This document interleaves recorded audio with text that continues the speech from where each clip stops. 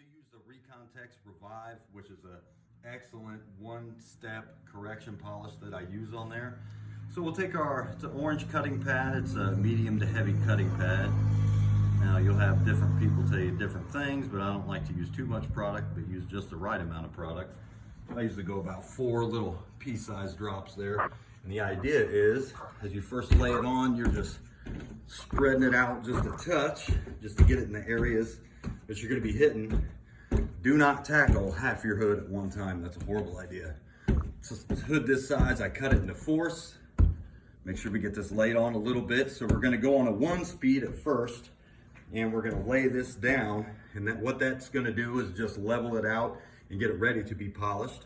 And then I'm gonna kick it up to a higher speed. Once again, different people tell you different things. On this particular buffer, goes up to a 6. I never go to 6. You don't need all that. Too high of a speed, too high of a heat. Could really start causing you problems there, breaks your compound up a little bit too quick. So I'm gonna hit this at a 1, and then I'm gonna kick it up to, I go about a 4, 4.5. And that's really where, when you're laying it on with your 1, you can have fast arm motion, really get things, you're just laying it out to where it's ready to be corrected. Once you go to your higher speed, about a 4, is really where you gotta watch your arm speed.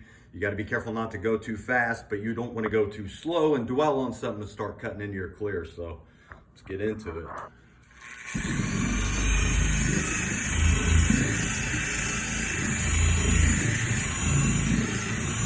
Like I said, at this point, we're really just laying it out.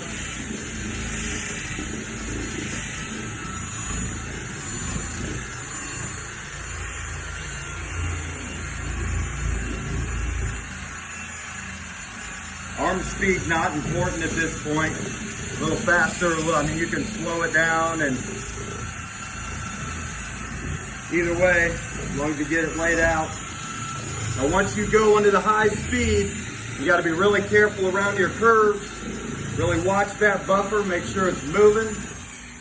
Make sure everything's happening with it. Now you just gotta watch your DA and make sure it's moving the entire time.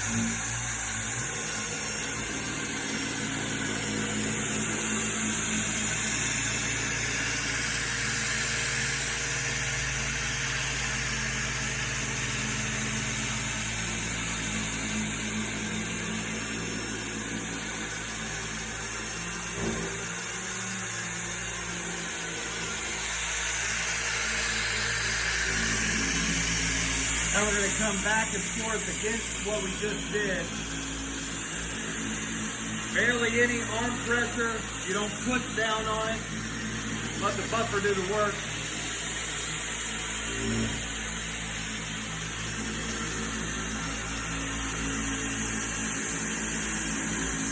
And each pass you're going to overlap your previous pass.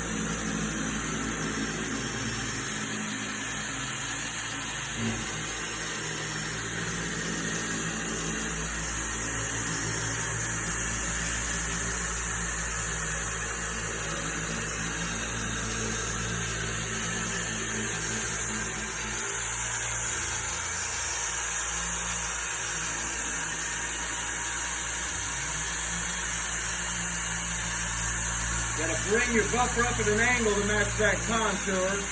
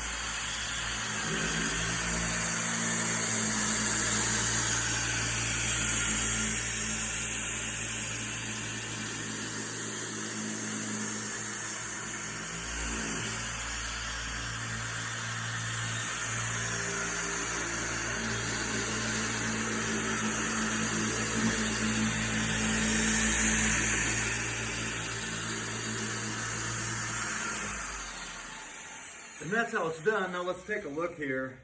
And at that point, another thing I love about this Revive product is it does not fight you when you're putting it on, does not fight you when you're taking it off.